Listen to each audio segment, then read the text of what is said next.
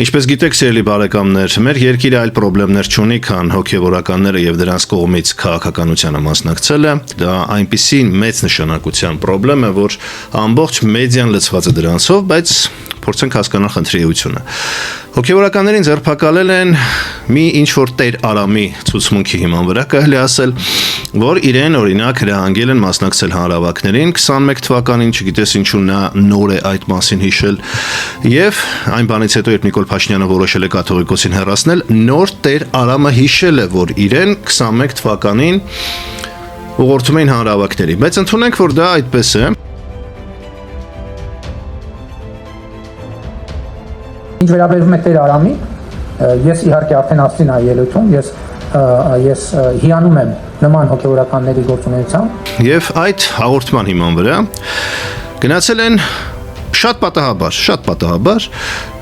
Արագածոտնի թեմ, որի առաջնորդը կաթողիկոսի քրոջ որդին է, դա շատ պատահական է ստացվել։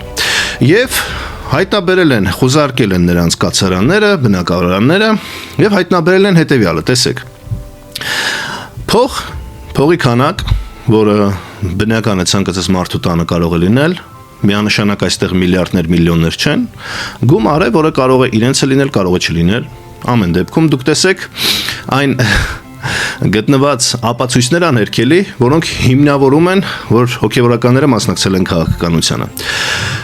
Այսինքն, եթե ձեր տանը փող կա, դուք շատ հնարավոր է կասկածվեք քաղաքականությամբ զբաղվելու մեջ։ Աստվածաշունչ, եթե ձեր տանը կա Աստվածաշունչ, շատ հնարավոր է, որ դուք մտածում եք, որ Նիկոլ Փաշինյանը պետք է հեռանա։ Դա շատ հավանական է։ Այնտեղ կա մկրատ, դա սառը զենք է, կարելի է դրանով մարդ սպանել։ Շատ հնարավոր է քննչականը եւ ընդհանրապես իշխանությունը կասկածի ձեզ, եթե դուք տանը մկրատ ունեք, հակաիշխանական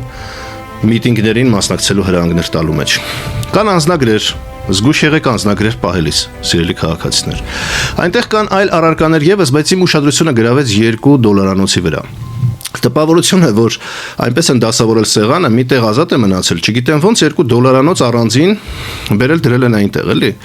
Դուք տեսեք քննչականի պրոֆեսիոնալիզմի մակարդակը։ Այ մարդ գոնե $100 դնեք, էլի, եթե $2 ասես խցկել եք,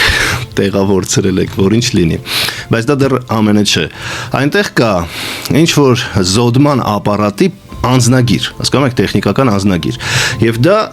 ինչ որ դրամների տակը մցրած է որպես հավելյալ այլ անձնագիր, բայց դա շատ ուշագրավ եւ անհերքելի ապացույց է, որ հոգեվորականները կազմակերպել էին քաղաքական ակցիաներ, կասկածի տակ դնելով Նիկոլ Փաշինյանի աստվածատուր իշխանությունը։ Սա է այն իրականությունը, որում ապրում ենք, հետևաբար այն իմ կեսկատակ, կես լուրջ խոսքը, որ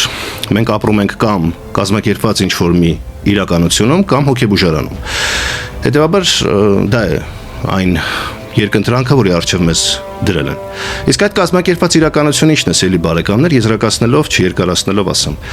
Նպատակ ունի Նիկոլ Փաշինյանը հեռացնելու կաթողիկոսին, դա ոչ մեկի համար գաղտնիք չէ։ Ինչու, որովհետև նա համարձակություն է ունեցել կասկածի տակ դնել Նիկոլ Փաշինյանի հռչակագրած կուրսը, որ Արցախ-Ադրբեջան է, որ Գանձասար ադրբեջանական է, որ օրինակ Ղազանչեցուց եկեղեցին պատմական ադրբեջանական է։ Մեր մյուս սրբավայրերը Ամարասը, որտեղ Մեսրոպ Մաշտոցը սկսել է իր կրթական արշավը դաստիարակել կրթել է հայ ժողովրդին, հայեցի, դա իհարկե ադրբեջանական է։ Եկեղեցին դա կասկածի տակ է դրել, չի հաշտվել այդ մտքի հետ, նա համարում է, որ բոլոր հայկական պատմամշակութային հուշարձանների պահպանությունը դա մեր ինքնության կարևորագույն մասն է, հետևաբար Ադրբեջանի կողմից Արցախի զավթումը չի կարող համարվել դրամաբանական եւ օրինական, դա հակասում է Նիկոլ Փաշինյանի հռչակած կուրսին։ Հետևաբար այդ մարդը պետք է հեռանա եւ լինի այնպիսի կաթողիկոս, որը նման հարցեր չի բարձրացնի։ Հիմա գլխավոր նպատակը դա է եւ տեսնելով, որ կուսակրոնության թեման չի ազդում, որ ինքը այսպես նվիրական քրիստոնյա է, չնայած որևէ փաստերով դա ապացուցված չէ։ Դա չազդեց։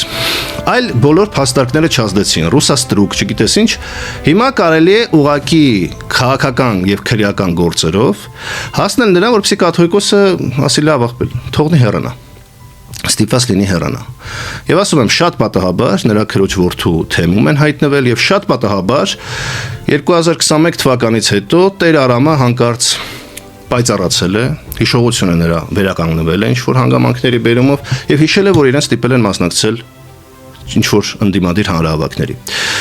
Բայց ինչու են միայն իրեն ստիպել։ Մենք տեղեկացանք, որ հոգևորականները նույնիսկ նրա հետ այդ օրից կայանալիք, երբ ձերբակալել էին հոգևորականներին, ցանկություն չեն ունեցել նույնիսկ պսակադրության արարողությանը մասնակցել։ Եվ վերջում ես ուղղակի հռետորական հարց գտամ. լավ, կա արդյոք հիմա Հայաստանում ազգային էլիտա, այն սերուցքը մեր ժողովրդի, որը այսօր այս ամենի հանդեպ ունի համակրանք եւ աջակցություն։